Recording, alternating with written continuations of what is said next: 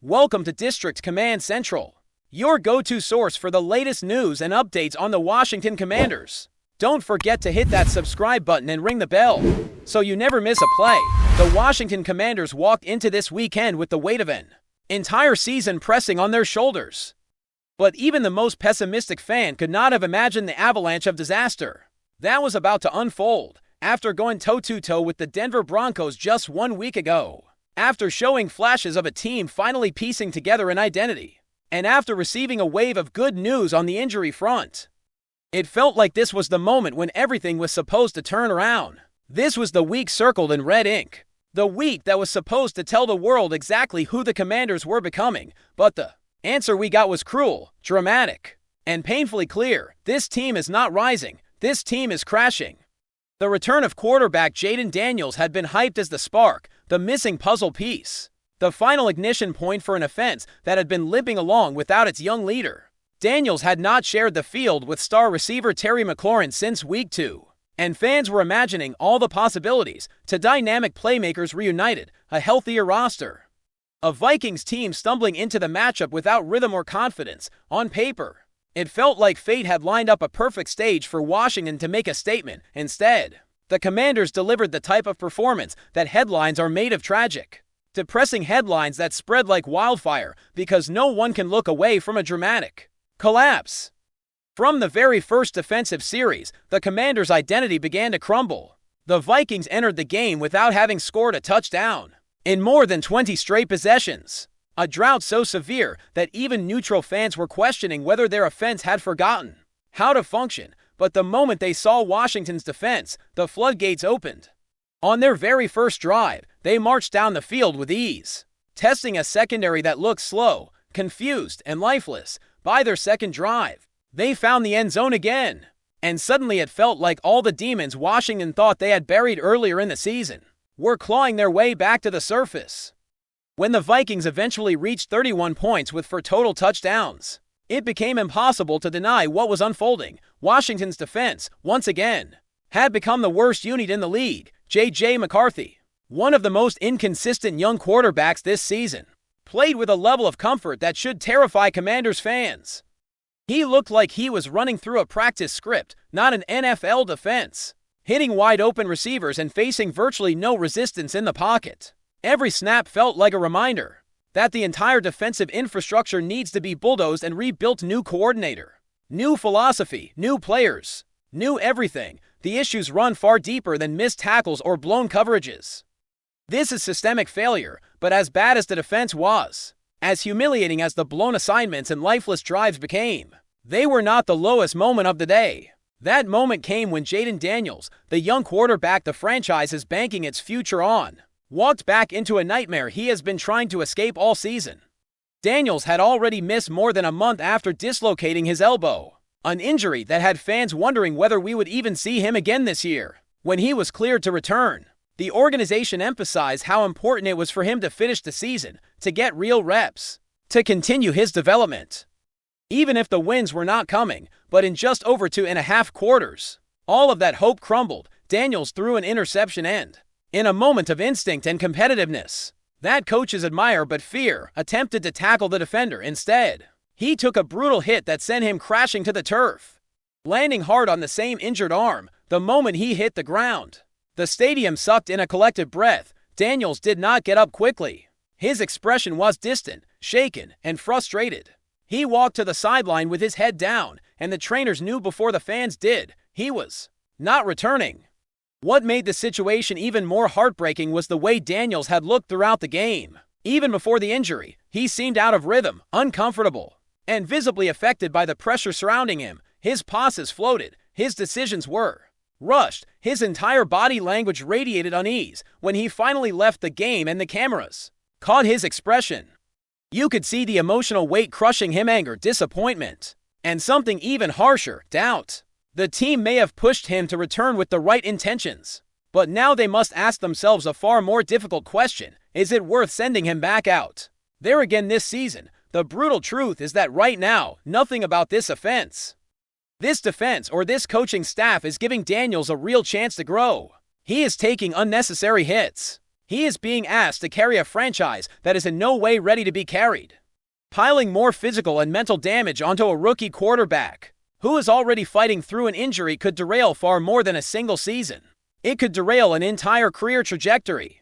Sometimes, protecting a young player means admitting that the season is lost, even if that truth is painful to speak out loud.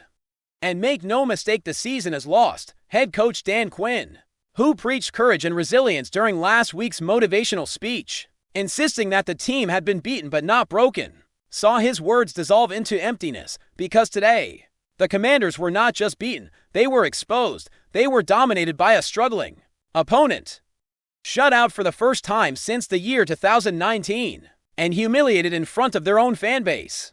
Every flaw they tried to hide came rushing into the spotlight. Every promise of improvement evaporated. Every hint of hope was drowned out by a new rock bottom. Now the organization faces a week filled with brutal conversations about coaching, about effort, about locker room leadership, about the direction of the franchise, and most importantly, about Jayden Daniels. Fans are furious, confused, exhausted, and emotionally drained. They have been told for years that the rebuild is coming, that the culture is changing, that progress is happening behind the scenes, but after today, all they saw was a team collapsing back into the same patterns, the same excuses, the same disappointment that has haunted Washington football for far too long. And maybe that is the hardest truth of all. This was supposed to be the game that revealed who the Commanders truly are, and in a heartbreaking, painful, dramatic way, it did. They are not a team on the rise. They are not a team ready to compete. They are a team in crisis. A team that needs a complete overhaul. A team struggling to find its identity in the middle of a season slipping through their fingers. And unless something dramatic changes, unless the franchise finally confronts the deep-rooted issues that have been ignored for far too long, this will not be the last rock bottom. It will just be the latest one. If you're enjoying the coverage, make sure to smash that like button and drop a comment with your thoughts on the Commanders' latest moves. We want to hear from you. Whispers have been circulating through the locker rooms and training grounds for weeks, but now, the tension that everyone sensed has finally exploded into something undeniable. Jayden Daniels, known for his sharp instincts and fiery presence on the field, arrived at the Commanders' facilities with a visible hematoma across his face. An image that has sent shockwaves through the entire sports community. Fans, analysts, and insiders are all asking the same question: what actually happened behind those closed doors? There is a palpable sense of betrayal, anger, and disbelief swirling around this sudden incident.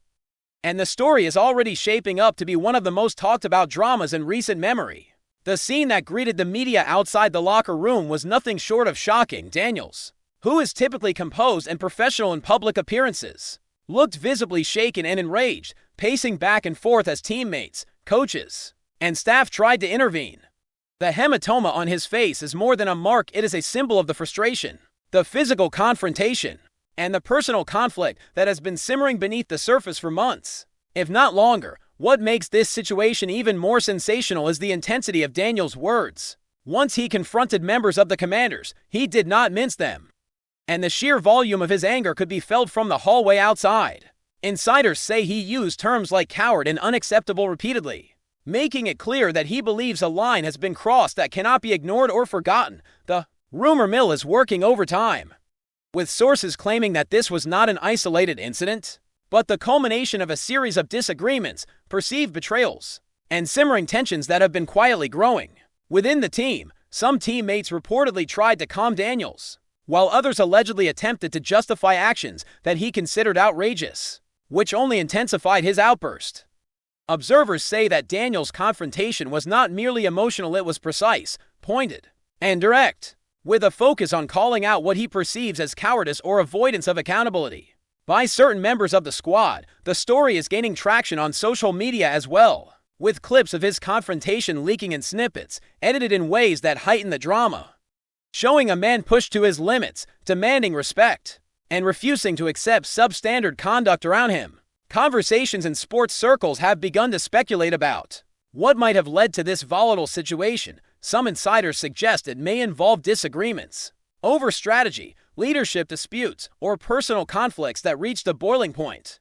Others hint that the underlying issues are far more complex, involving long-standing tensions that have been quietly ignored, dismissed, or mismanaged by those in charge. The reactions have been split, with some fans defending Daniels and praising his courage to stand up against behavior he considers cowardly, while others question whether his actions were appropriate for a professional environment.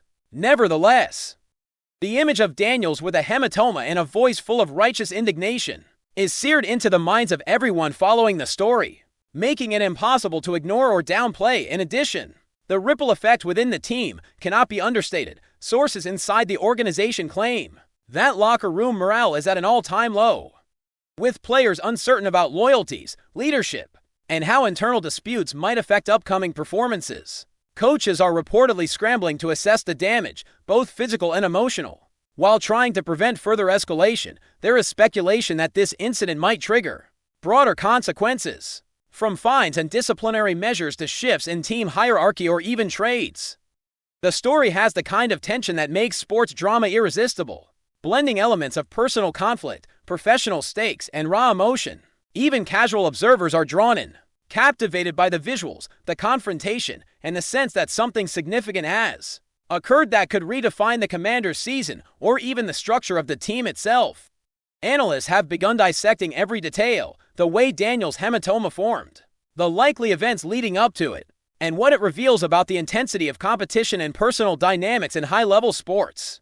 Some argue that this incident reflects a broader issue in professional sports, where pressure cooker environments can turn minor disagreements into full-blown conflicts, while others see it as a unique case of a strong personality clashing with an organizational culture that might not fully support or understand him. Meanwhile, the public has become obsessed with trying to identify the coward Daniels was referring to, with speculation ranging from specific players to coaching staff, management, or even external influences.